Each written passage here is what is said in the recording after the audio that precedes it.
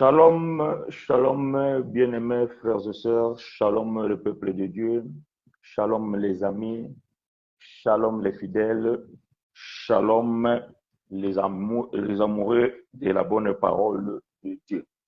Nous bénissons l'Éternel, notre Dieu, c'est lui qui nous a toujours accordé la grâce et c'est lui qui l'a fait encore une fois aujourd'hui.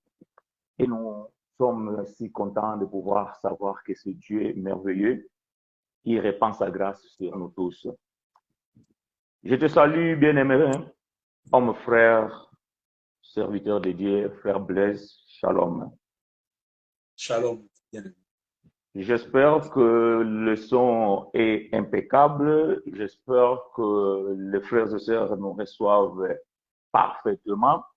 Si cela n'est pas le cas, bien-aimé, vous pouvez nous faire le signe afin que nous puissions essayer de pouvoir arranger des choses. Mais j'espère que par la grâce de Dieu, tout va bien. Je bénis l'Éternel encore une fois, bien-aimés frères et sœurs, parce que aujourd'hui nous allons partager, comme nous le faisons chaque jour, autour des Écritures. Et nous avons notre bien-aimé frère qui n'est plus à présenter. Donc, notre bien-aimé, il fait partie de notre assemblée, l'ensemble des saints, qui se trouve partout dans le monde, les enfants de Dieu. Et aujourd'hui, il va partager avec nous autour des Écritures. Vous savez, depuis quelque temps, nous avons entamé un thème intitulé « La nourriture solide ». Et dans ce thème, nous avons développé les sous-thèmes et nous avons expliqué aussi comment les apôtres ont-ils prêché la parole de Dieu tout en utilisant la loi et le témoignage. Et nous avons expliqué aussi les 4 parleux. Voilà pourquoi, bien-aimés, lorsque nous parlons, donc il y a parfois des choses que les gens ne comprennent pas, c'est tout simplement parce que nous soutenons un langage qui n'est pas peut-être habituel. Mais nous avons vu que si nous ne parlons pas par la prophétie, nous pouvons parler par la révélation. Et si nous ne parlons pas par la révélation, nous pouvons parler par la doctrine. Et si nous ne parlons pas par la doctrine, nous parlons par la connaissance. Voilà, bien aimés frères et sœurs. Donc, je ne vais pas prendre beaucoup de temps parce que je dois laisser la place à notre bien-aimé frère Blaise qui a des choses à pouvoir nous dire ce matin. Mais avant toute chose, bien aimé, permettez que je puisse faire une petite confession. Comme quoi, après, je laisserai la place à notre bien-aimé frère Blaise. L'Éternel Dieu de Tout-Puissant, nous bénissons encore une fois ta bonté, ta fidélité, ainsi que la grâce que tu as répandue sur nous. Nous sommes, Seigneur, dans la joie de pouvoir savoir que tu as fait grâce à chacun de nous de pouvoir encore, Seigneur, nous réunir dans cet espace virtuel, mais nous comprenons, nous faisons la part de cette église qui est spirituelle que nous sommes, et cela, Père de gloire, nous donne la force de pouvoir dire que nous sommes ensemble en esprit. Seigneur, comme la Bible dit, personne n'enseignera son concitoyen dans la nouvelle alliance. Ainsi, Père de gloire, nous savons que l'enseignant par l'excellence, c'est tout simplement le Saint-Esprit. Mais comme le Saint-Esprit ne parle que par les hommes, parce que la Bible déclare, c'est poussé par l'Esprit que les hommes ont parlé de sa part. Donc, ce matin, l'Esprit parlera à travers son serviteur que nous allons écouter et que, Seigneur, nos cœurs soient disposés à recevoir la nourriture que, Seigneur, tu as préparée pour ton peuple ce matin. C'est ainsi que nous t'avons prié au nom de Christ ressuscité. Nous avons dit Amen. Amen. Bien-aimé frère Blaise, donc nous t'écoutons, nous te laissons la place afin que nous puissions ensemble partager autour des Écritures. Merci au bien-aimé apôtre chinois. Je bénis tous les enfants de Dieu qui sont connectés en ce moment et ceux qui se connecteront même après, même ceux qui vont nous suivre en différé. Que le Seigneur se souvienne de chacun d'eux et que la grâce du Seigneur soit sur chacun. Bien-aimés, nous sommes encore là ce matin pour pouvoir partager avec vous la parole du Seigneur. Vous savez, j'ai toujours dit que de la même façon que nous avons besoin de manger pour notre corps physique, ainsi nous avons aussi besoin de manger pour notre corps spirituel.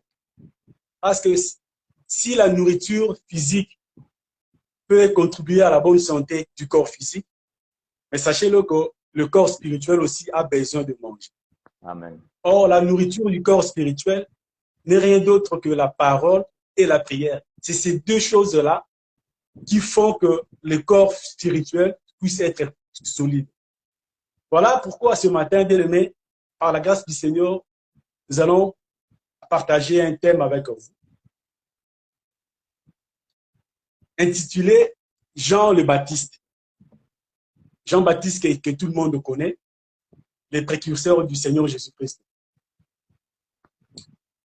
Mais avant toute chose, j'aimerais quand même vous équiper de quelque chose. Parce que je sais que la nourriture solide, des fois, c'est compliqué.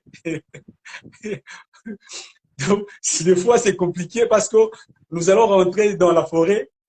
Parce que vous connaissez bien que la parole de Dieu, la Bible, c'est une grande forêt. Et comme dans toute forêt, pour ne pas se perdre dedans, l'homme a besoin d'une boussole. L'homme a besoin d'une boussole pour pouvoir s'orienter au cas où il se perd. Voilà. Et nous savons bien aimé que la boussole, au fait, n'indique que la partie nord, le côté nord. Donc, même si tu as la boussole, mais si tu ne connais pas les 4 points cardinaux, mais tu peux bien te perdre avec même ta boussole. Parce que la boussole, elle ne va te montrer que le côté nord. Donc, il faut que dans ta tête, tu puisses te situer le côté est, le côté sud et le côté ouest pour pouvoir sortir de la forêt. Donc, voilà. Et cette boussole, pour vous la donner, on va lire un verset. On va prendre Ésaïe chapitre 8, on commence par là, le verset 18, avant d'entrer dans notre thème. L'homme de Dieu, ça peut m'aider, s'il te plaît. Ésaïe chapitre 8, chapitre 8, verset 18. Verset 18. Ainsi dit les Écritures. Voici, moi et les enfants que l'Éternel m'a donnés, nous sommes des signes et des présages en Israël, de la part de l'Éternel des armées qui habite sur la montagne de Sion. Amen. Donc, Ésaïe, bien aimé, va nous expliquer que lui et les enfants, ses enfants à lui, les enfants que l'Éternel lui avait donnés, toute sa famille était un signe. Était un signe et un présage pour toute la tribu d'Israël. Donc, cela veut dire quoi? Cela veut dire que la vie d'Ésaïe, au fait, c'était tout un enseignement. La vie d'Ésaïe était significative. Dieu, au travers d'Ésaïe, pouvait enseigner le peuple. Donc, la vie d'Ésaïe en tant que prophète, c'était tout un signe. Donc, tous les prophètes de la loi, ce n'est pas qu'Ésaïe, parce que là, c'est Ésaïe qui le dit. En fait, leur vie représentait, en fait, cachait tout un enseignement. C'était l'ombre de Christ. En fait, ils étaient image de Christ. Nous lisons le même, dans la même pensée, nous prenons Ézéchiel, chapitre 18. Chapitre 12, verset 5. Ézéchiel, chapitre 12, verset 5. Ézéchiel 12, 5 dit ceci. Nous descendons jusqu'au verset 12 pour avoir une idée complète. Ainsi dit les Écritures. Sous leurs yeux, tu perceras la muraille et tu sortiras tes effets par là. Sous leurs yeux, tu les mettras sur ton épaule, tu les sortiras pendant l'obscurité. Tu te couvriras le visage et tu ne regarderas pas la terre, car je veux que tu sois un signe pour la maison d'Israël. J'ai fait ce qui m'avait été ordonné, j'ai sorti de jour mes effets comme des effets de voyage. Le soir, j'ai percé la muraille avec la main et je les ai sortis pendant l'obscurité et les mis sur mon épaule et en leur présence. Le matin, la parole de l'Éternel me fit adresser à ces mots. Fils de l'homme, la maison d'Israël, cette famille de rebelles, ne t'a-t-elle pas dit, que fais-tu? Dis-leur, ainsi parle le Seigneur l'Éternel, ce oracle concernant le prince qui est à Jérusalem, à toute la maison d'Israël qui s'y trouve. Dis, je suis pour vous un signe, ce que j'ai fait, c'est ce qui leur sera fait. Ils iront en exil, en captivité. Le prince qui est au milieu d'eux mettra son bagage sur l'épaule pendant l'obscurité et partira. On percera la muraille pour le faire sortir. Il se couvrira le visage pour que les yeux ne regardent pas la terre. Que l'Éternel apporte l'explication. Amen. Gloire au Seigneur. Donc, la même pensée, nous la retrouvons chez Ézéchiel. Ézéchiel, Dieu l'appelle, lui dit, fils de l'homme, tu vas te faire un trou dans le muraille. Et toi, tu vas sortir de ce trou-là avec tes affaires. Et tu le feras la nuit. Et quand le peuple te demandera, tu lui diras, c'est ce que je fais. Le peuple subira la même, le même sort. Le peuple aussi sortira par le même trou parce que le peuple sera attaqué et il va s'enfuir, il sortira par le trou et tout ça. Donc, Ézéchiel explique que ce qu'il a fait là, en fait, c'est juste un signe. Voilà. C'est un signe qui démontre que le même problème viendra et le peuple connaîtra le même problème. Voilà pourquoi nous disons, bien aimés dans le Seigneur, que la vie d'un prophète en Israël pouvait représenter la vie du peuple vis-à-vis de Dieu, ou la position du peuple vis-à-vis de Dieu, ou à l'inverse, la position de Dieu vis-à-vis du peuple. Donc un prophète, au fait, était quelqu'un du milieu. Il pouvait représenter Dieu vis-à-vis du peuple, et aussi il pouvait représenter le peuple vis-à-vis de Dieu. Voilà pourquoi quand nous allons loin, nous allons voir Jean-Baptiste. Jean-Baptiste en prison, il va envoyer des gens chez Jésus pour lui dire, va aller demander à Jésus, est-ce que c'est lui le Messie que nous devions attendre? Question, est-ce que Jean-Baptiste avait oublié que c'était Jésus le Messie? Mais non, parce que nous savons que c'est Jean-Baptiste lui-même qui avait présenté le Seigneur Jésus en disant, voici l'agneau de Dieu qui ôte le péché du monde. Donc, il ne pouvait pas se tromper pour dire que voilà, allez lui demander si c'était lui ou pas. Jean-Baptiste savait que c'était bien lui le Messie. Mais le mouvement que Jean-Baptiste va effectuer en étant en prison, ça veut dire quoi? Au fait, il a juste pris la position du peuple. Parce que le peuple attendait un Messie qui devait venir le sauver de l'emprise romaine. Donc le peuple attendait, mais Jésus arrive, bizarrement Jésus ne fait rien. Donc le peuple s'est posé des questions. Donc Jean-Baptiste ici, il va prendre la position du peuple.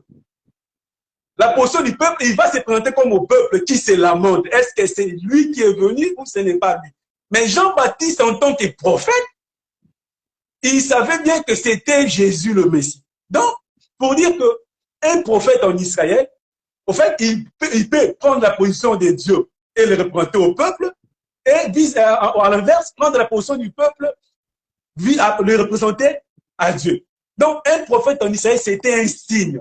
Tout ce que le prophète vivait, ce n'était pas un hasard. C'était un signe et un présage. Ça parlait toujours de quelque chose.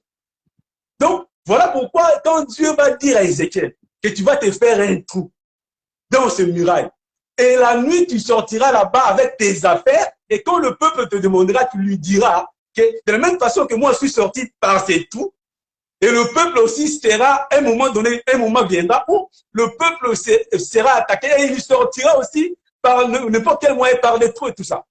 Donc, c'était tout un langage dans la vie des prophètes. Donc, pourquoi je suis allé là-bas? Je suis allé là-bas parce que je vous ai dit qu'il va falloir une boussole pour ne pas se perdre. Donc, ça, c'est fait, c'est juste fait, je vous ai donné une boussole pour que vous ne puissiez pas vous perdre, pour que vous sachiez que, quand nous allons marcher, que la vie d'un prophète, au fait, c'est l'ombre du Seigneur Jésus ou l'ombre du peuple vis-à-vis de Dieu. Donc, un prophète représentait Dieu vis-à-vis du peuple ou le peuple vis-à-vis de Dieu. Et tout ce que les prophètes faisaient, c'était vraiment significatif. Ils étaient comme des signes de présage pour le peuple. Il suffisait juste d'observer le prophète pour pouvoir un peu lire. Tu pouvais lire les temps au travers de la vie du prophète. Parce que le prophète était là pour pouvoir refléter ce qui pourrait arriver par la suite. Donc voilà. Et là, nous allons démarrer. Nous allons prendre notre écriture de base, Matthieu chapitre 3, versets 3 à 4. Matthieu chapitre 3, verset 3-4 dit ceci. Jean est celui qui avait été annoncé par Ésaïe, le prophète, lorsqu'il dit, c'est ici la voix de celui qui crie dans le désert. Préparez les chemins du Seigneur, aplanissez ses sentiers. Jean avait un vêtement de poils de chameau et une ceinture de cuir autour des reins. Il se nourrissait de sauterelles et de miel sauvage. Amen. Aujourd'hui, bien aimé, comme je l'ai dit, nous allons parler sur la vie de Jean-Baptiste. Parce que tout à l'heure, je vous ai dit que la vie d'un prophète, c'était tout un enseignement. Tout ce que les prophètes pouvaient faire, ces mouvements, parlaient toujours de quelque chose. Or, Jean-Baptiste, c'était aussi un des prophètes, les derniers des prophètes qui étaient venus avant que le Seigneur n'intervienne. C'était aussi un prophète. Et aujourd'hui, nous allons essayer d'examiner en fait sa vie. Comment il vivait, comment il s'est comporté. La Bible nous dit, nous explique que Jean-Baptiste, au fait, était la voix de celui qui criait dans le désert. Jean-Baptiste, il se nourrissait des sauterelles sauvages et du miel sauvage. Il s'habillait d'un manteau de poil. Il avait tout le temps sa ceinture sur le rein. Donc ça, c'était la vie de Jean-Baptiste. Mais la Bible dit que Jean-Baptiste, au fait, c'était la voix. Parce que vous allez comprendre que plus loin, Jean-Baptiste lui le dira, que moi, je ne suis pas le Christ, mais je suis la voix de celui qui crie dans le désert.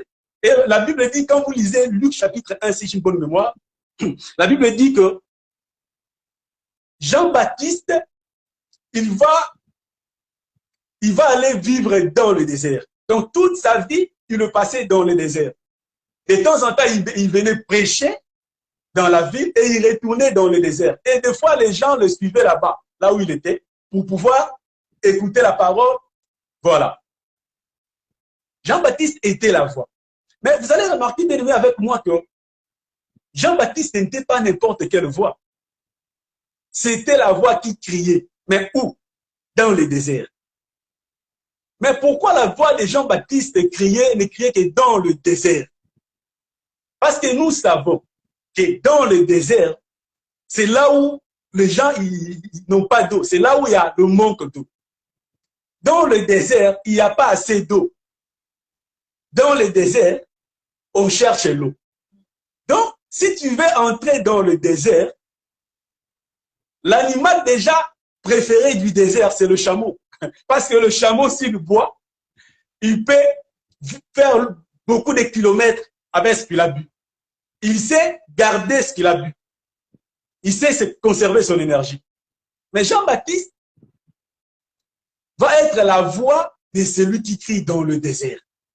Mais, bien aimé, nous comprenons que si Jean-Baptiste était la voix de celui qui crie dans le désert, c'est que dans le désert, André, il y avait quelqu'un. Parce que Jean-Baptiste ne peut pas aller comme ça crier dans le désert en vain.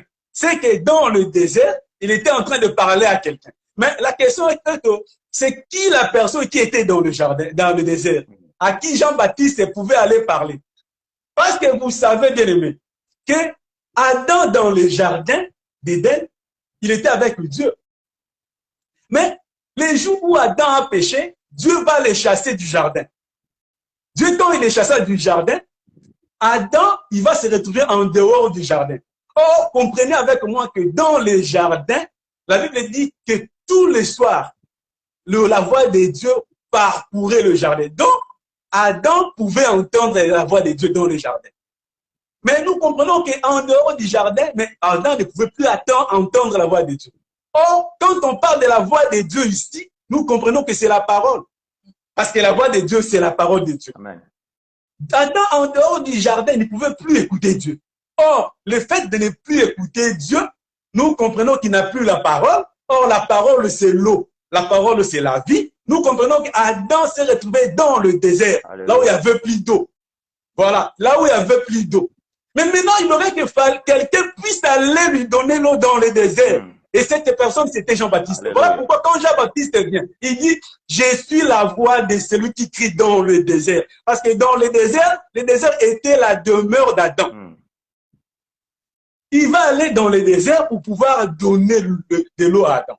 Or, nous savons que l'eau, c'est la parole que Jean-Baptiste donnait. Il va commencer là son ministère. Mais, parce qu'il devait donner la parole à Adam, parce que l'objectif, la vision de Dieu était telle que l'homme qui avait été chassé du jardin puisse retourner dans le jardin. Or, l'homme ne pouvait pas retourner dans le jardin s'il n'apprend pas à connaître Dieu s'il ne se remet pas d'accord avec Dieu. Parce que la parole, bien aimé, ce n'est qu'une réconciliation de l'homme avec Dieu. Donc, Jean dans les jardins était en train de réconcilier Adam avec Dieu. Voilà pourquoi quand nous allons loin, nous allons lire Malachie chapitre 4, verset 5, la Bible dit que Élie le prophète viendra. Lui, il va ramener le cœur des enfants au père et le cœur des pères aux enfants. Donc Jean-Baptiste était là pour pouvoir réconcilier Adam avec Dieu, mais dans le jardin. Mais bizarrement, cet homme des gens qui va se présenter dans le jardin, dans le désert plutôt, j'allais dire, il avait une vie un peu bizarre. La Bible dit qu'il s'est revêté toujours de son manteau de poil. Il était toujours en manteau de poil. Mais, bien aimé, nous allons faire un petit marche arrière. Vous savez, Jean-Baptiste, avec Jésus-Christ, ils avaient un écart de 6 mois d'âge, j'allais dire. Jean-Baptiste était vieux, plus vieux par rapport à Christ, seulement de 6 mois. Jean-Baptiste, il vient précéder le Seigneur Jésus dans sa mission. Il vient aplanir le chemin. Mais vous allez remarquer que quelque part, il y a eu aussi Moïse. Moïse, quand Dieu le croisa dans Exode chapitre 4, quand Dieu l'envoya en mission, Moïse va dire à Dieu, va expliquer à Dieu pour lui dire que voilà, Seigneur, moi je suis dur de langue et tout. Mais Dieu va lui dire, ne t'inquiète pas, je vais t'envoyer ton frère. Ah, lui, il parlera à ta place. Et son frère, c'était Aaron. Donc, Moïse va dire, dans Deutéronome chapitre 18, il va dire ceci. L'Éternel Dieu suscitera au milieu de vous un prophète comme moi. Donc, Christ, c'était le prophète comme Moïse. Amen. Or, nous voyons Moïse être précédé par Jean-Baptiste pour pouvoir aplanir le chemin. Nous voyons aussi, plutôt je disais, nous voyons Christ être précédé par Jean-Baptiste pour pouvoir lui aplanir le chemin. Mais nous voyons aussi de l'autre côté, Moïse aussi être accompagné par son frère Aaron. Bien aimé, ce n'est pas en vain. Vous voyez, quand Dieu veut envoyer quelqu'un, Dieu envoie toujours 2 à 2. C'est ce que Jésus aussi avait fait dans Matthieu chapitre 10. La Bible dit, quand il a envoyé les disciples, il les envoya 2 à 2. Ah, or, 2 à 2, nous comprenons que la vie ne peut se donner que quand on est 2. Seulement quand on est 2 que la vie peut être donnée. Ici, ne me comprenez pas charnellement. Je vais dire ceci. La vie ne se trouve que au travers la loi et la grâce. Amen. Selon Ésaïe chapitre 8, verset 20, qui dit à la loi et au témoignage. Si on ne parle pas ainsi, il n'y aura pas aurore pour le peuple. Donc, pour que l'aurore puisse paraître, il va falloir non seulement la loi, mais aussi le témoignage. Voilà pourquoi Jésus ne pouvait envoyer que deux des disciples pour aller accomplir la mission qu'il leur a donnée. Donc, Moïse va aussi être accompagné par son frère Aaron pour pouvoir accompagner la mission de Moïse. Donc, nous comprenons que Jean-Baptiste et Jésus, au fait, Moïse et Aaron, c'était la même chose. Donc, Moïse et Aaron, c'était l'ombre, et Jean-Baptiste et Jésus, c'était la réalité. Mais maintenant, retournons chez Jean-Baptiste. Jean-Baptiste, bizarrement, lui qui a reçu la mission d'aller enseigner, il avait une vie bizarre. Il s'habillait toujours de manteau de poil. Il était tout le temps avec son manteau de poil. Et dans les déserts, il se nourrissait toujours des sauterelles sauvages, du miel sauvage. Il avait tout le temps sa ceinture au rein. Et cela, bien aimé, je vous ai dit que cela enseigne quelque chose. Parce que je vous ai dit au début que la vie d'un prophète, donc tu pouvais lire le temps en juste observant la vie d'un prophète. Mais nous allons commencer par le manteau de Jean-Baptiste. Mais pourquoi cet homme va se vêtir tout le temps de son manteau de poil? pourquoi il va toujours être habillé du manteau de poil? Bien aimé, nous allons prendre une écriture. Nous prenons Zacharie chapitre 13. Zacharie chapitre 13. Nous lisons le verset 4. Zacharie chapitre 13, verset 4 dit ceci. En ce jour-là, les prophètes rougiront de leur vision quand ils prophétiseront et ils ne revêtiront plus un manteau de poil pour mentir. Ah, donc, la Bible nous explique ici qu'en vrai, les manteaux de poil, quand les prophètes qui montaient, les prophètes qui prophétisaient de mensonges, au fait, ils, comprenez-moi, c'est un langage spirituel, hein, ils se couvraient des manteaux de poil. Donc, le manteau de poil, quand quelqu'un le porte, au fait, ça sert à pouvoir mentir. Mentir ici, ce n'est pas, ce n'est pas, comment dire, au fait, il veut tout simplement dire que quand la personne porte un manteau de poil, au fait, tout ce qu'il va dire, tout ce qu'il est, ce n'est pas vrai. Au fait, ce n'est pas lui. Voilà pourquoi, quand nous prenons, par exemple, nous prenons Genèse, chapitre 25, là, ça va nous aider à pouvoir bien comprendre cette chose. Homme de Dieu, lit Genèse, chapitre 25, verset 25. Comme ça, nous allons le marier avec Genèse Ézéchiel, chapitre 13. dit ceci. 25, 25. Les premières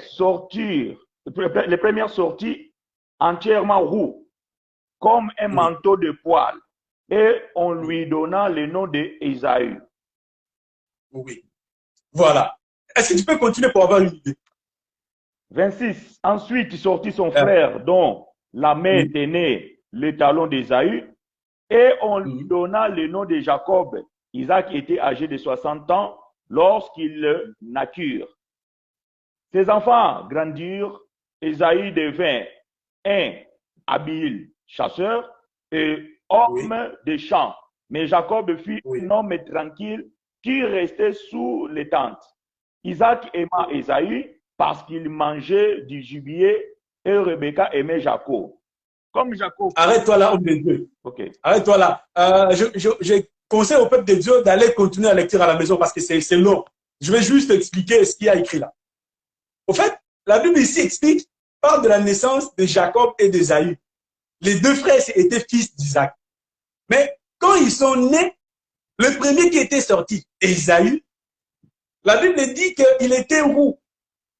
Il était velu, comme quelqu'un qui avait porté un manteau de poil. Il était vraiment, il avait beaucoup de poils. Ésaü était comme ça.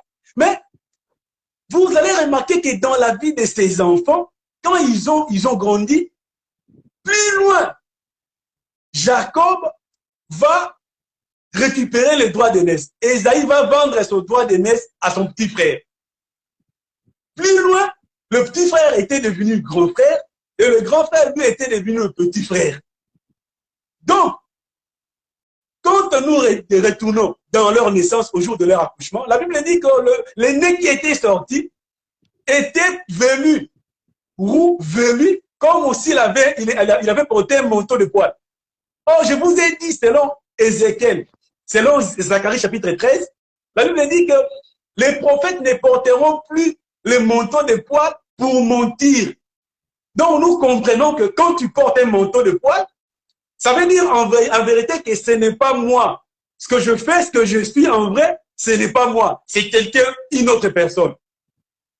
Ce n'est pas moi, c'est une autre personne. Donc, voilà pourquoi Jean-Baptiste, quand il vient, il va dire, celui qui vient après moi est plus fort que moi. Il dit, quand les gens lui ont demandé, lui ont posé la question, es-tu le Christ? Il dit non, je ne le suis pas. Je ne suis pas le Christ. Le Christ, il viendra. Et lui, il est plus fort que moi. Et moi, je ne suis même pas digne de délier les courroies de ses sandales. Ah, donc, or, nous comprenons que Jean-Baptiste était lui qui était le premier, qui était sorti le premier. Parce que je vous ai dit au début que Jean-Baptiste était plus âgé par rapport à Christ de 6 mois. Donc, était son grand frère en réalité. Mais le grand frère qui est venu, il avait le manteau de poids. Cela veut dire que cela témoignait que, en vrai, ce n'était pas moi le grand frère. Plus tard, le vrai grand frère viendra et il prendra sa place. Voilà pourquoi nous avons vu dans Genèse 25 que Ésaü qui sort le premier, il était rempli de poils, mais plus tard, c'est lui qui était le vrai grand frère. Son petit frère, son cadet, a repris la place du premier, donc c'est-à-dire de l'aîné. C'est ce qui s'était passé aussi avec Jean-Baptiste et Jésus. Donc Jean-Baptiste est venu le premier. Mais Jean-Baptiste lui-même va reconnaître, il va dire que c'est lui qui vient après moi. Lui, il était avant moi. Oh, donc nous comprenons qu'en vrai, Christ, c'était le grand frère. Christ, lui, c'était lui le Jacob. Amen. Et Jean-Baptiste, c'était lui Ésaü. Mais il faut que l'aîné puisse être reconnu valablement, il faut laisser le temps au temps. Il faut laisser que les enfants grandissent. C'est alors plus tard que les gens sauront que véritablement, celui-ci, c'est le né et l'autre, c'est le cadet. Donc, c'est ce qui s'est passé. Donc, Jean-Baptiste, en portant le manteau juste de poil, si les gens pouvaient comprendre, ils allaient comprendre que non, en vrai, ce n'est pas lui. Ce n'est pas lui le sauveur, ce n'est pas lui le Christ, ce n'est pas lui le Messie. Lui, il a juste précédé Messie, mais le Messie viendra. L'aîné, il viendra. Donc, voilà pourquoi Jean-Baptiste, il se revêtait de manteau de poil. Il se revêtait de manteau de poil. Si nous allons encore au plus loin, nous allons encore voir la vie d'Élie. Nous n'allons pas les lire, mais je vais juste citer. Nous connaissons nous tous. Que Élie aussi, c'était quelqu'un qui se revêtait aussi de manteau de poil. Élie aussi, il était tout le temps revêtu des manteaux de poil. Voilà pourquoi. On va quand même le lire. On va quand même le lire. Je vais le trouver, ce verset. Ouais. On prend 2 Rois chapitre 1, verset 8, pour pouvoir confirmer ce que j'ai dit. 2 Rois chapitre 1, verset 8. 2 Rois chapitre 1, verset 8 dit ceci. Ils lui répondirent, c'était un homme vêtu de poils et ayant une ceinture de cuir autour de reins. Et Akazia dit, c'est Élie le Tishbite. Ah, donc vous comprenez que Élie pouvait être reconnu rien qu'avec son manteau de poils. Rien qu'avec son manteau de poils, il pouvait être reconnu. Donc c'était quelqu'un qui s'habillait aussi en manteau de poils. Mais ce n'était pas n'importe quel manteau de poils. C'était aussi le manteau de poils de chameau. Bien aimé, il y a un pourquoi. Il y a un pourquoi. Bien aimé, est-ce que tu peux le lire? Tu peux le lire avec la version Semeur, s'il te plaît. Semeur. 2 Rois. Semeur. 2 Rois, chapitre 1, verset 8. Ok. 2 Rois 1, 8, Semeur dit ceci. Et ils lui répondirent, c'était un homme habillé d'un vêtement de poils de chameau, nué, ceinture autour des reins. Alors Ahazia dit, c'est Élie de Tishbite. Donc, là, Semeur a été clair. Il précise que c'était un manteau de poils, mais ce n'était pas n'importe quel poil. C'était un manteau de poils de chameau. Donc, Élie, en vrai, c'était Jean-Baptiste. Élie, en fait, c'était aussi Jean-Baptiste. Voilà pourquoi Jésus va expliquer. Il va dire que Jean-Baptiste, c'est Élie qui devait venir. Ah, donc Jean-Baptiste, c'était Élie. Donc, même dans leur habillement, Jean-Baptiste avait un manteau de poil, Élie aussi en avait. Jean-Baptiste avait une ceinture, Élie aussi avait une ceinture. Donc, leur façon de s'habiller, en fait, montrait que ils étaient la même personne. Or, je vais ouvrir une parenthèse.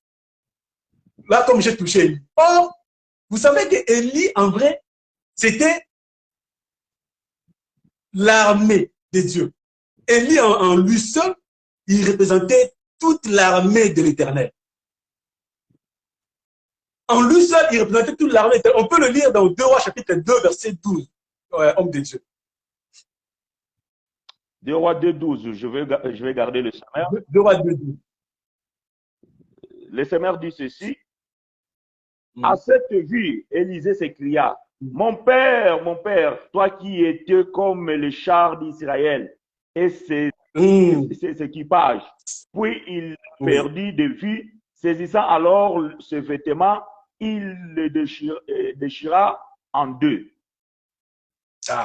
Donc, Élie, la Bible explique ici qu'Élie était le char d'Israël.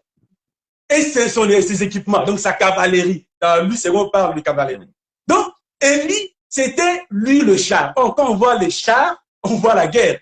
Voilà. Donc, Élie représentait toute l'armée de l'Éternel en Israël. C'était toute l'armée. Mais quand Jésus va dire que Jean-Baptiste aussi, c'était l'Élie, selon la promesse de Malachie chapitre 4, verset 5, que Jean-Baptiste était aussi l'Élie qui devait venir. Donc nous comprenons qu'en réalité, Jean-Baptiste aussi devait être toute une armée. Lui aussi parce qu'il est Élie. Il est Élie. Donc il devait être aussi toute une armée. Mais quand il vient, au fait, cette armée, il dit que il va se porter un manteau de poids pour dire qu'en vrai, ce que je fais, ce que je suis, en vrai, ce n'est pas moi. Ce n'est pas moi. Le vrai, lui, il viendra. Voilà pourquoi, bien aimé, ne vous étonnez pas.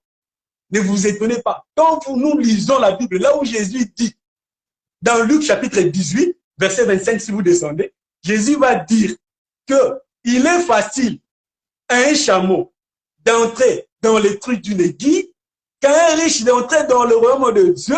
Ah, nous comprenons que les chameaux, au fait, en réalité, ce n'est pas lui. Ah, donc il y a quelqu'un dans les chameaux. Oh, donc si tu portes le manteau de poil de chameau, tu peux passer par les trous d'une aiguille. Parce qu'en réalité, ça ne sera pas toi, mais ça sera une autre personne qui passera à ta place. Voilà pourquoi Paul va me soutenir quand il dit que ce n'est plus moi qui vis, mais c'est Christ qui vit en moi. Parce qu'en réalité, Paul avait un manteau de poil. Tout ce qu'il nous faisait, ce n'était pas lui, mais il était aussi l'ombre de Christ. Bien aimé, nous aussi, tel que nous sommes là, nous ne sommes que des ombres. Donc nous sommes capables, bien aimé, de pouvoir aussi passer par les trous de l'aiguille. Parce qu'en réalité, ce n'est pas nous qui allons passer, mais c'est le véritable Christ qui est caché dans le chameau. C'est lui qui pourra passer dans les trous de l'aiguille. Donc, Jean-Baptiste, lui, il va s'habiller toute sa vie du manteau de poil. Bon, je vous ai dit que le manteau de poil, c'est la personne dit simplement que ce n'est pas moi en vrai. Tout ce que je fais là, tout ce que je suis, ce n'est pas moi, c'est une autre personne. Et la personne viendra. Mais Jean-Baptiste, non seulement il va s'habiller de manteau de poil toute sa vie, mais bizarrement, il va continuer toute sa vie en ne mangeant que de sauterelles sauvages. Je vous ai dit ici, quand on a lu 2 Rois chapitre 2, que Élie était toute une armée. Or, quand on voit l'armée, on voit la guerre. Parce que s'il n'y a pas l'armée, il n'y aura pas la guerre. Nous le voyons même la nature de nous enseigner. Nous le voyons par exemple en Suisse. Donc, un pays qui n'a pas d'armée, ben, tu ne peux pas lui chercher la guerre et tout. Donc, quand on voit l'armée, on voit directement la guerre. Or, Jean-Baptiste était toute une armée. Mais, il vient, bizarrement, il va commencer à manger les sauterelles. Toute sa vie à manger les sauterelles. Or, la Bible va nous expliquer. Dans Joël chapitre 2, Joël chapitre 2, on prend le verset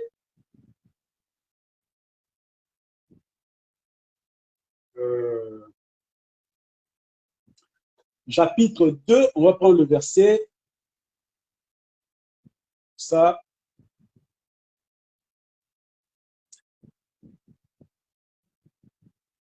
Je vous trouve le verset. Joël chapitre 2.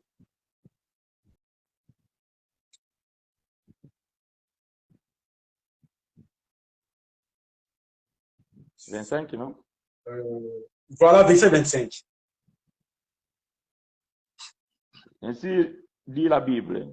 Je vous remplacerai les années qu'ont dévoré les sauterelles, les gélèques, les asiles et les gazam, ma grande armée que j'avais envoyée contre vous. » Voilà. Donc, Dieu identifie ces insectes-là comme une armée. Ah, vous voyez, c'est bien être. L'aigle, c'est comme ça. Un aigle, il voit de loin. Voilà pourquoi l'apôtre a vu loin. Déjà là, il est allé sur 25. Il faut être comme ça.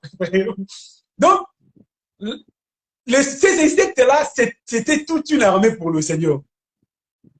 Les armées que le Seigneur avait envoyées contre son peuple. Or, certains on parle des sauterelles comme armée, ce n'était pas les sauterelles, hein? Il ne faut pas le comprendre comme ça. C'était tout le peuple qui attaquait Israël. C'était ça, les sauterelles, le gazam, tout ce que Joël explique. Maintenant, il aurait fallu que quelqu'un vienne pour pouvoir combattre ces armées-là. Et cette personne, lui aussi, devrait être une armée, parce qu'il ne peut pas venir main vide combattre face à une armée.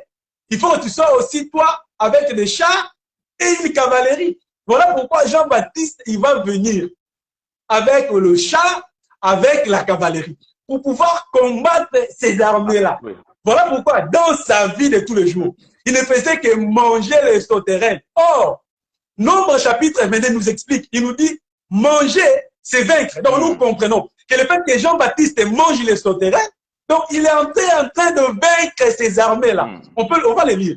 On va les lire pour avoir un peu plus de précision. Nombre chapitre 22.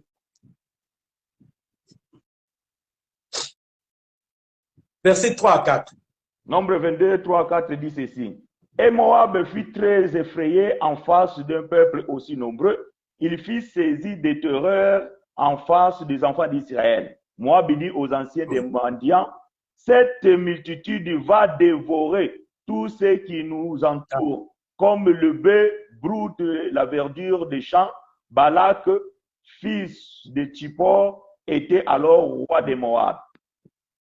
Voilà. Donc, la Bible explique que, la Bible dit dans Nombre 22 que cette multitude va nous dévorer. Ah, donc nous comprenons que vaincre, c'est débrouter, donc c'est manger. Donc le fait que Jean-Baptiste, toute sa vie, il va le passer à manger les sauterelles, donc ça veut dire qu'il était en train de vaincre les ennemis d'Israël. Mais faites attention ici, faites attention. Ici, Jean-Baptiste est en train de vaincre les ennemis d'Israël, ce n'était pas physique. Parce qu'en réalité, quand nous rentrons dans la compréhension de la prophétie, nous comprenons que l'ennemi véritable du peuple, c'était la loi. Parce que c'était la loi qui a mené la mort. C'était la loi qui a mené la mort. C'était la loi, l'ennemi numéro 1. C'était la loi seule qui était capable de vaincre le peuple. Parce que le peuple était incapable de pouvoir vaincre, survivre face à la loi. La loi était tellement dure. Parce que, bien aimé, je vous informe que la loi, entre guillemets, je parlais à la manière des hommes, c'était une punition que Dieu avait donnée au peuple. Parce que quand vous lisez Galates chapitre 3, les versets, l'homme de Dieu peut m'aider, là où la Bible dit ceci, que la loi a été donnée à cause des transgressions, du peuple. La loi a été donnée à cause des transgressions que le peuple commettait. Donc Dieu, pour pouvoir punir le peuple, il lui a donné la loi. Donc la loi, ce n'était pas quelque chose de bien pour le peuple. Parce qu'elle a déjà été donnée, c'était à cause des transgressions, à cause des fautes, à cause des erreurs. Dieu ne pouvait plus supporter. Il dit, bon, ce peuple, je vais quand même le punir. Et la punition, c'était la loi. C'était la loi. La loi, c'était toute une punition. C'était toute une punition. Voilà pourquoi je disais tantôt que là, c'est la loi qui était ennemi du peuple. Or, il aurait fallu que quelqu'un vienne pour pouvoir combattre ces ennemis-là, l'ennemi du peuple. Donc, Jean-Baptiste, il va passer toute sa vie à manger les insectes, à manger les sauterelles. Qui voulait dire qu'il était en train de vaincre les ennemis. Mais bien aimé, regardez qu'avant que Jean-Baptiste ne mangeait pas que les sauterelles. Il me dit qu'il mangeait aussi de miel sauvage. Il mangeait aussi le miel sauvage. Donc, toute sa vie, il le passait en mangeant le miel, en mangeant les sauterelles, en mangeant le miel, en mangeant les sauterelles. Mais le miel, je vous ai expliqué, je vous ai dit que le sauterelle, je vous ai dit que c'est l'armée qui s'était élevée, les armées qui s'étaient élevées contre le peuple d'Israël, les armées que Dieu avait envoyées. Mais maintenant, le miel lui servait à quoi? Le fait que Jean-Baptiste mange le miel, ça lui servait à quoi? Là, nous prenons 1 Samuel chapitre 14.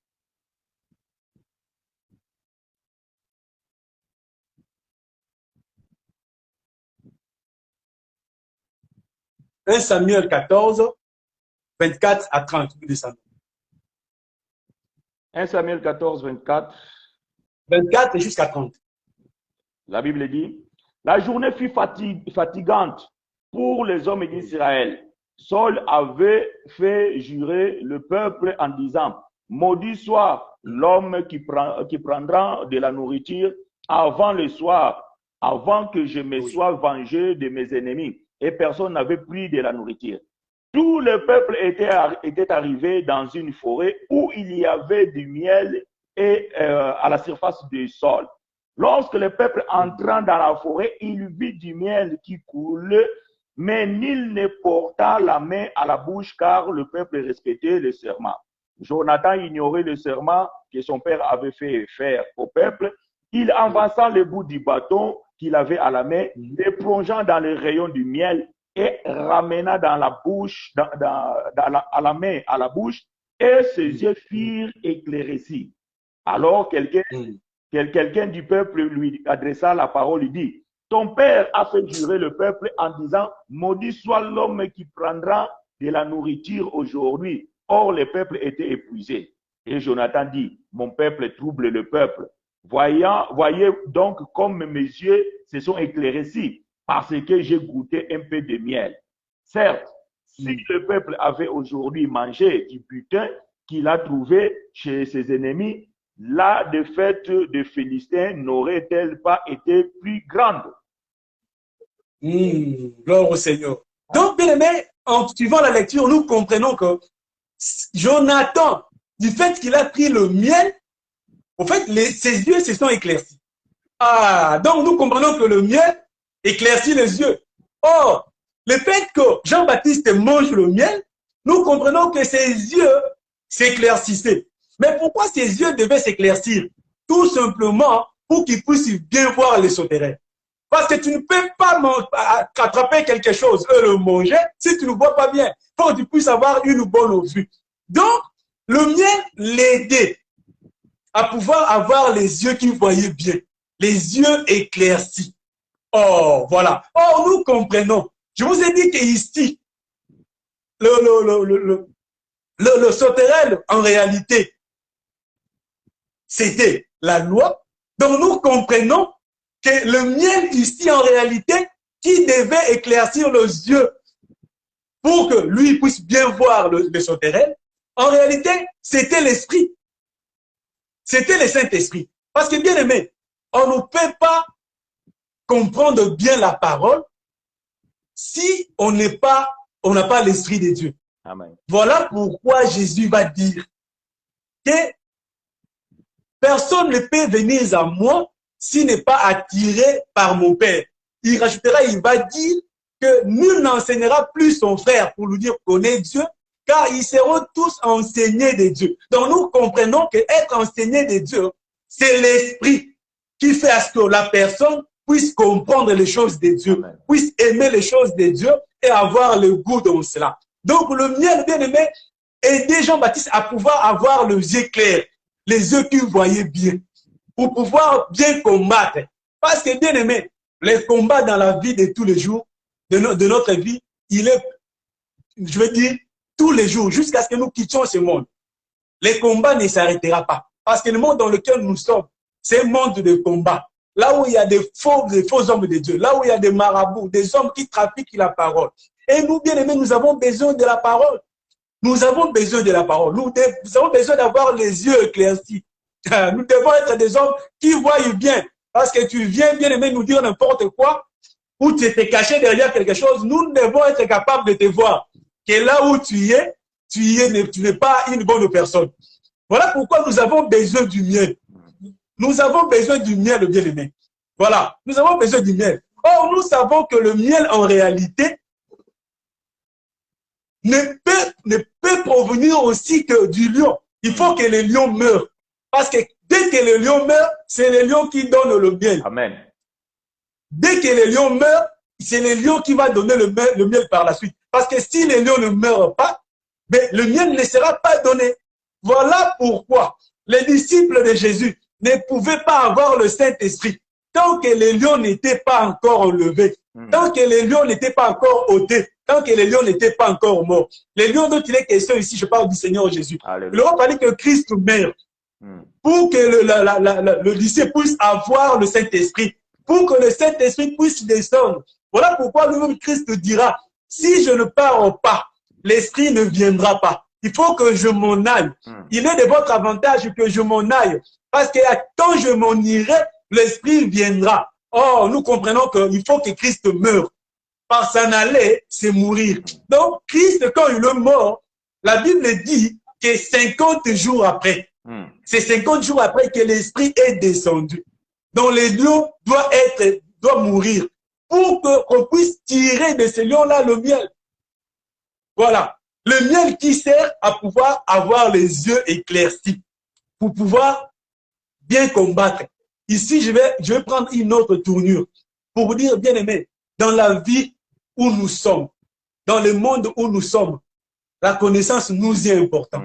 Parce que la Bible dit que mon peuple périt faute de connaissance. Ah, voilà. Mon peuple périt faute de connaissance. Donc, nous devons, bien aimé, avoir le miel. Manger le miel tous les jours. Or, je vous ai dit, frère, que manger dans les spirituels, c'est prier et la parole. Méditer. Voilà. C'est prier et méditer. C'est ça, bien aimé, le miel véritable qu'un enfant de Dieu a besoin. Parce que celui qui ne mange pas le miel, il aura les yeux qui seront flous. Il ne verra pas bien. Donc, un homme pourra venir le mentir, lui dire n'importe quoi. Tellement qu'il ne voit pas, il ne comprendra pas. Il faut que tu sois quelqu'un qui aime manger le miel. Il faut que tu aimes manger le miel, qui est la prière, bien aimé.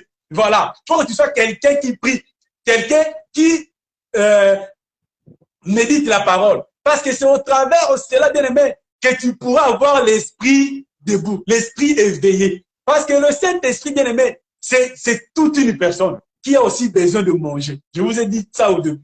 Il a aussi besoin de manger. Donc, il faut le faire manger. Bien le faire manger pour qu'il soit en forme. Donc, bien aimé, nous avons besoin, nous, enfants de Dieu, de pouvoir méditer, de pouvoir prier. Un enfant de Dieu qui ne prie pas, un enfant de Dieu qui ne médite pas, c'est vrai, le royaume de Dieu, tu l'as. Mais dans ce monde, tu seras faible. Dès qu'une attaque viendra, mais toi, tu seras ballotté. Dès que quelque chose viendra, mais tu seras détruit. Parce que tu n'es pas fort. Parce que, bien aimé, vous savez que le combat n'est pas seulement physique, le combat est aussi spirituel. Donc, il faut que ton esprit soit debout. Il faut que tu sois quelqu'un qui est grand en esprit, afin de pouvoir combattre et vaincre. Voilà pourquoi, bien aimé, nous avons besoin de la parole. Nous avons besoin de la parole. Nous avons besoin de la parole. Parce que vous savez, même dans l'attente de l'assignation, nous voyons cette chose. La Bible dit que Dieu, les souverains sacrificateurs, quand il rentrait, quand il voulait parler avec Dieu, quand il voulait écouter Dieu, il rentrait, en fait, il amenait le parfum. Il le mettait sur l'autel de parfum. Maintenant, avant que Dieu ne puisse parler, il faut que le feu puisse sortir et allumer ces parfums. La Bible dit que quand le feu allumait le parfum, il y avait une espèce de nuée, qu'on appelle Mindinga, je veux dire, qui s'est formé, qui allait se mettre sur la l'arche. Et il allait se mettre sur l'arche, et là, la voix de Dieu commençait à retentir. Dieu commençait à parler. Donc, nous savons que le parfum, selon Apocalypse, c'est la prière de saint. C'est la prière de saint. Donc, Dieu, pour que Dieu puisse agir, pour que Dieu puisse se manifester, il faut la prière et la parole. C'est ça, bien aimé, qui fera que Dieu puisse se manifester dans ta vie. Si tu n'es pas quelqu'un qui prie, tu n'es pas quelqu'un qui médite, mais toi, tu es faible. Bien que tu auras la vie éternelle. Parce que la vie éternelle, c'est un don, c'est un cadeau que Dieu nous a donné. Mais dans la vie, dans notre vie sur cette terre, nous avons besoin d'être forts aussi. D'être aussi quelqu'un qui peut parler et voir la chose arriver. Voilà pourquoi Salomon va dire, Dieu va dire au travers de Salomon, que il a vu dans ce monde les esclaves marcher sur le chevaux. Mais le prince marchait à pied. Jésus va dire que je vous ai dit que vous êtes de Dieu, mais pourtant vous mourrez comme des hommes. Or, un Dieu bien-aimé, c'est celui qui peut dire et voir la chose arriver. Mais tu ne peux dire et voir la chose arriver que si toi aussi, tu es puissant. Voilà, tu as Dieu, il faut que tu t'exerces dans cela. Il faut que tu t'exerces, être puissant spirituellement. C'est ça le miel que Jean-Baptiste a mangé. C'était pour l'aider à pouvoir bien voir les sauterelles et pouvoir les attraper, pouvoir le manger, les vaincre. Maintenant, nous prenons le troisième élément. Parce qu'il est 12h30, bientôt nous allons finir. La Bible dit que Jean-Baptiste s'est revêté, il avait toujours sa ceinture. Il avait toujours sa ceinture. Ici, je peux prendre la ceinture comme vérité. Mais ici, je prends la ceinture comme force. Parce qu'il était question issu du combat. Jean-Baptiste, je vous ai dit que c'était un combattant. C'était toute une armée. Or, ici, on ne peut pas gagner une bataille, une guerre, si on n'a pas une armée forte, une armée qui a la force, qui est puissante. Donc, si nous prenons par exemple un Proverbe, chapitre 21, verset, nous prenons 21, verset 17. Proverbe 21, 17 dit ceci. 21, 17, oui. Celui qui aime la joie reste dans l'indigence. Proverbe 31, hein? Proverbe 31, homme de Dieu. Ok. 31. Proverbe 31, 17, pas 21. Proverbe 31, 17. 17. Elle ceint de force ses reins et elle affermit ses bras. Ah, ça c'est la version Semeur. Non, ça c'est second. Mais si tu le lis, ça c'est second. Ça c'est second 21. Oui. Non, second tout court. Voilà. Tu veux que j'aille? Voilà, si tu le lis au travers, si tu le lis par second 21, tu verras que c'est plus clair. Donc, et on va prendre, tu peux le lire, s'il te plaît. On va prendre second 21. Second 21, oui. Second 21, 2 secondes qu'il s'ouvre. Proverbe 31, 17. Voilà. Je suis au second 21, 31, 17. Second 21 dit ceci. Verset 17. Avec la force en guise de ceinture, elle affermit ses bras. Ah. Donc, Proverbe 31 ici nous explique, il nous dit que la ceinture, c'est toute une force. Hein? Donc, la ceinture, c'est la force. Donc, Jean-Baptiste voulait tout simplement refléter une certaine force pour dire que moi, je suis la force d'Israël. Je suis l'armée d'Israël. Or, l'armée pour vaincre doit être forte. Une armée faible, ce n'est pas une armée. Elle sera battue à chaque fois. Une armée doit être forte pour vaincre l'ennemi. Or, l'armée qui est dit l'armée de l'Éternel, c'est normal qu'elle soit forte pour pouvoir vaincre. Donc, Jean-Baptiste, c'était la raison pour laquelle elle s'habillait toujours, elle avait toujours sa ceinture dans le rein. Qui voulait dire qu'il avait la force, et cette force était pour pouvoir attraper les sauterelles. Et il mangeait le miel, je vous ai dit, c'était pour pouvoir bien voir les sauterelles qui étaient l'image des ennemis, pour pouvoir le vaincre. Jean-Baptiste était quelqu'un qui avait, au travers de sa vie, manifesté et reflété quelque chose. Il parlait de tout ça. Il parlait de tout ça, bien évidemment, dans le Seigneur. Jean-Baptiste parlait de tout ça. Et Jean-Baptiste, à la fin de sa vie, il va laisser la place. Parce que lui, en réalité, il n'était pas le premier. Parce qu'il aurait fallu que le premier prenne la place. Donc lui, il aurait fallu qu'il finisse sa mission. Qu'il finisse sa mission. Voilà, de pouvoir remettre les choses en place. De pouvoir préparer le chemin. Voilà, tout ce que Jean-Baptiste a fait, c'était, je vous ai dit qu'il était en train de préparer le chemin. Or, nous savons que la mission de Jésus, quand Jésus vient, c'était pour inaugurer, au fait, le chemin de la grâce. C'était pour inaugurer le chemin de la grâce. Jésus, quand il vient, au fait, il va venir pour pouvoir détruire selon Colossiens chapitre 2, l'acte des œuvres qui condamnait le peuple et pouvoir donner au peuple la facilité des choses, la vie facile. Le peuple qui était esclave de la loi, maintenant avec le Seigneur, il avait la vie éternelle. Et la vie éternelle n'était plus conditionnée. La vie éternelle n'avait plus d'efforts à faire, à fournir. Parce que les véritables fils aînés a pris la place. Donc, Jean-Baptiste, bien aimé, je vous ai dit que c'était quelqu'un qui a précédé le Seigneur, qui a préparé le chemin pour lui, et la personne qui devait accomplir tout ça, mettre fin et inaugurer la chose, c'était le Seigneur Jésus-Christ. Bien aimé, pour nous exhorter, je vais dire ceci. Nous sommes enfants de Dieu. Nous sommes enfants de Dieu, bien aimés. Parce que la Bible que nous lisons doit nous servir de leçon. Les prophètes, tous ceux-là qui nous ont précédés, ils doivent nous servir d'exemple. Nous devons le copier. Ils doivent nous servir d'exemple. Si Dieu permet de pouvoir comprendre des choses, bien aimé, ce n'est pas en vain. Ce n'est pas pour que nous puissions les écouter et les mettre de côté. Non, c'est pour que nous puissions les écouter et les mettre en pratique. Bien aimé, nous avons vu comment est-ce que Jean-Baptiste ne pouvait pas vivre sans le miel. Comment est-ce que Jean-Baptiste ne pouvait pas vivre sans pour autant manger les sauterelles. Pour nous, la chose la plus importante, bien aimé, est que nous puissions avoir le miel. Le miel que j'ai expliqué ici comme étant le Saint-Esprit.